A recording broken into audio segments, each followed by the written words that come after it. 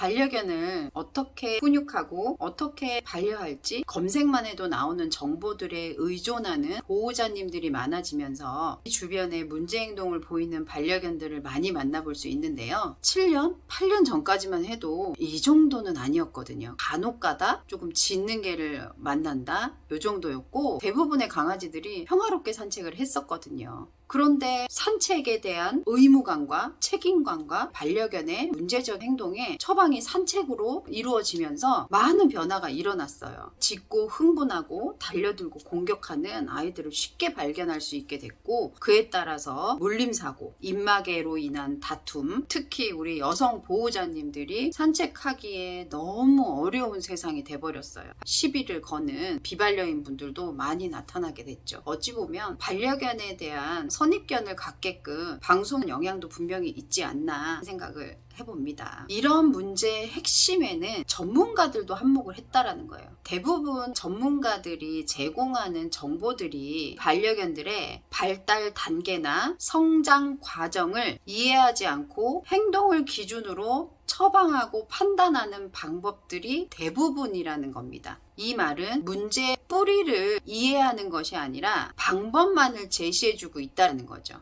예를 들어 머리가 아프다, 두통이 있다고 가정을 했을 때 왜 머리가 아플까 원인을 찾아서 치유해주는 것이 아니라 단순히 현상만을 해결하는 진통제를 처방해주는 것과 같은 맥락인 것이죠. 이런 정보들이 하라는 대로 반려견을 훈육하다 보니 보호자님들이 통찰을 하는 것이 아니라 꼭두각시처럼 따라하기 급급하다는 겁니다. 현재 우리나라 반려견 교육의 주류를 이루는 게 행동주의 방법들인데요. 이러한 방법들은 반려견에게 거의 주입을 시킨다고 보시면 됩니다. 예를 들어서 자극이 나타나서 막 짖는 강아지가 있어요. 그 강아지에게 신호를 해요. 이름을 부르거나 찌찌를 한다거나 쉭 소리를 낸다거나, 그래서 나를 쳐다보게 하는 거죠. 보호자를 쳐다보게 해서 칭찬을 해주는 거예요. 칭찬을 해주니까 긍정교육 같죠. 하지만 원리적으로 보았을 때 인위적인 행동을 만드는 거예요. 자극이 나타났을 때 불러서 나에게 집중을 시킨다 인 거죠. 아이가 그 자극을 스스로 이겨내고 극복하는 가르침을 주는 것이 아니라 그저 외면하고 회피하게끔 유도를 하는 방법이라는 거죠. 자극에 달려들거나 짖는 행동 말고 나를 쳐다보는 행동을 가르치는 거죠. 긍정적인 방법인 듯 느껴지시죠? 하지만 짖는 원인과 자극을 외면하고 자극에 대한 어떤 행동을 하지 못하도록 내 눈을 쳐다보는 행동을 가르치는 방법이기 때문에 자극에 대한 반려견의 감정이나 왜 달려들고 짖는지, 그런 행동을 왜 하는지에 대한 의도를 파악하지 않은 처방인 것이죠. 행동에 초점이 맞춰져 있기 때문에 반려견의 발달 그리고 성장에 맞춰서 도움을 주는 개념이 아니라 통제한다, 중지시킨다, 다른 행동을 하게 한다는 것이 기본이라는 겁니다.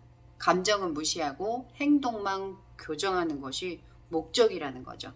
이런 정보를 따라하다가 해결이 되지 않으면 결국 이런 정보를 퍼뜨린 전문가를 찾아간다는 거예요. 악순환이 반복이 되는 거죠. 그 피해는 고스란히 우리 반려견들의 몫이에요. 보호자님들의 몫이고요.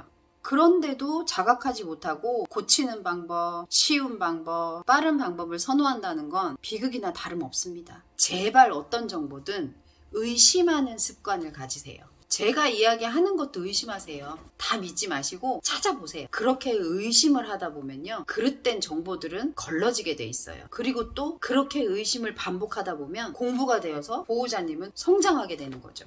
보호자님의 성장은 반려견이 행복한 삶을 영위할 수 있다는 거죠. 반려견 교육이라고 해서 특별하지 않아요. 모든 생명을 교육하는 것은 똑같아요. 어린아이 3세, 4세의 아이를 가르치듯이 우리 반려견도 가르치면 되는 거거든요. 조금 더 성숙된 교육 방법을 배우기 위해서 꼭 공부하시기 바랍니다.